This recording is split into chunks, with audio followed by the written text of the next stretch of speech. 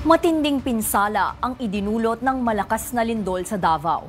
Hindi lang sa lugar, pero sa pamumuhay ng bawat residenteng naapektuhan nito. Ang kanilang kwento mula kay Jap Regala, una sa balita. Ilang pangarap na pinaghirapan, matagal na pinag-ipunan, dahan-dahang binuo, ngunit sa isang iglap lang, gumuho. Magnitude 7.4 na lindol ang tumama dito sa Davao Oriental nitong Biyernes. At ngayon, baka sa bawat gumuhong tahanan ang iniwang pinsala ng kalikasan. Hindi lang sa mga pader na bumagsak, kundi maging sa mga pangarap na bunga ng ilang taong pagsusumikap. Sa barangay Isidro sa Manay, kasabay ng pagguho ng kanilang mga bahay, naglaho rin ang kinabukasang pinangarap ni Nanay Pepina at Kagawad Maribet. Matulalata, takot na takot po. Talagang na-trauma talaga kami, sir. Ano po? Nasaan po yung pamilya niyo po ngayon? Ayun dito. Ayun po. May na-injure po ba sa inyo or sa pamilya niyo po? Wala po. Wala po.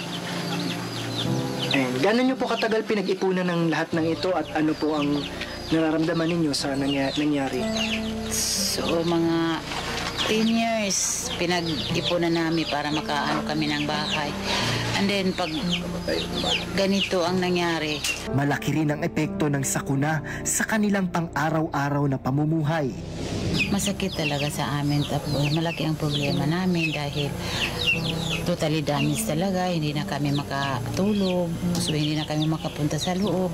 Lubos naman ang pasasalamat ni Nanay Evangeline nang mailigtas ng anak ang kanyang apo na natutulog noong tumama ang lindol. Ang kwan lang kanang kintay nga nakagawas siya nasulodon ta ang buntis na kwan naman yung balay og mo na niyang kigukuha ang bata nagantos ko ang buntis kan para makagawas siya pagkagawas niya malangya po naurot ng magtumpad ng balaya nila. Nagpasalamat mi sa Ginoo nga nakagawas ang buntis og ang iyang anak. Ayon sa Philippine Volcanology and Seismology of PHIVOLCS, nakapagtala ng malalakas at mahihinang aftershocks mula sa epicenter ng lindol. Si Lolo Ezekiel, isa sa malubhang nasugatan. Ayon sa kanyang apo na si Teacher Sheila, mag-isa ang kanyang lolo sa kanilang bahay nang mangyari ang pag-uga ng lupa. Sinave ko muna lahat ng mga bata ko doon. After po, may isang kapitbahay po kami pumunta sa akin telling me na yung lolo ko daw po is dugu-duguan na po. So agad na po ako pumunta sa bahay para i-check siya. Then nag-motor na lang po kami dito kasi nasa bukid po kami. Wala po kami dito sa central po talaga ng Manay. So, kailangan po namin siya agad kasi po puno na po ng dugo yung mukha niya. Kailangan na po talaga siyang dalhin dito sa ospital.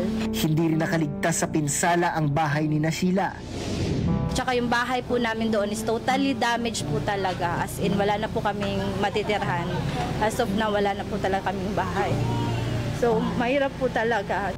Isa rin ang tiyahin ni Jonathan Narvasa sa malubhang naging biktima ng lindol. Kasagsagan kasi ng lindol ng aksidenteng mabagsakan ng pader ang kanyang tiyahin.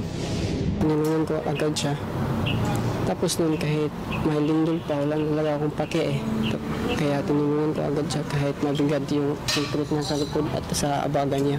30 to 40 minutes ata bago na nawala ng pulso si tita eh. Hindi na rin mapakikinabangan pa ang bahay ng magpinsang sina Bernardita Pingot at Purita matapos bumagsak ang magkabilaang pader nito.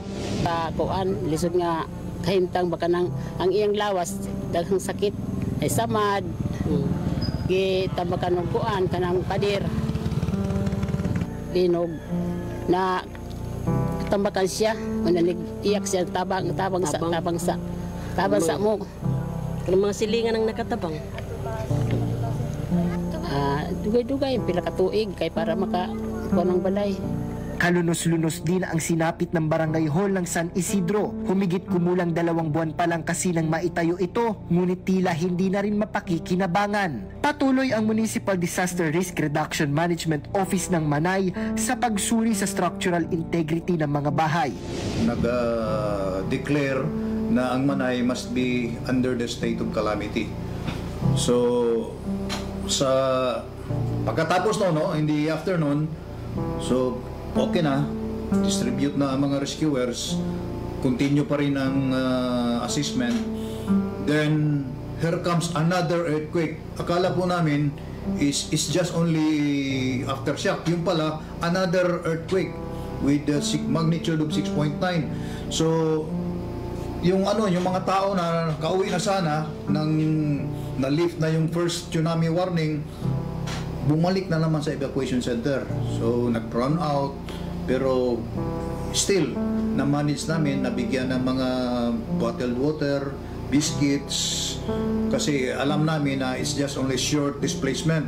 So, nabigyan din ng mga food packs. So, hanggang sa kinabukasan, bumalik na naman sila sa kanilang bahay. So, at present, tuloy na hanggang ngayon, tuloy pa rin ang assessment. Iisa ang panawagan ng mga biktima ng lindol. Kailangan po namin ng tulong nila as of now po talaga. Nang magpatabang po sa inyong suporta.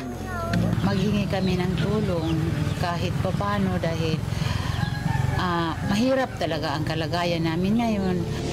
Sa harap ng iba't ibang kalamidad na nararanasan ng ating bansa, mulit-muli nating pinatutunayan na kahit anong sakuna ay hindi kayang patumbahin ang tibay at lakas ng loob na mayroon ang mga Pilipino. At sa pagbangon ng ating mga kababayan, kaisa ang gobyerno sa pag-asang muling maitatayo ang kanilang mga gumuho. Hindi lang mga bahay, kundi maging kinabukasan ng mga mamamayan. Mula rito sa Davao Oriental, kasama sina Wilson Latumbo at John Paul Mameng, ako si Japper Regala, Congress TV.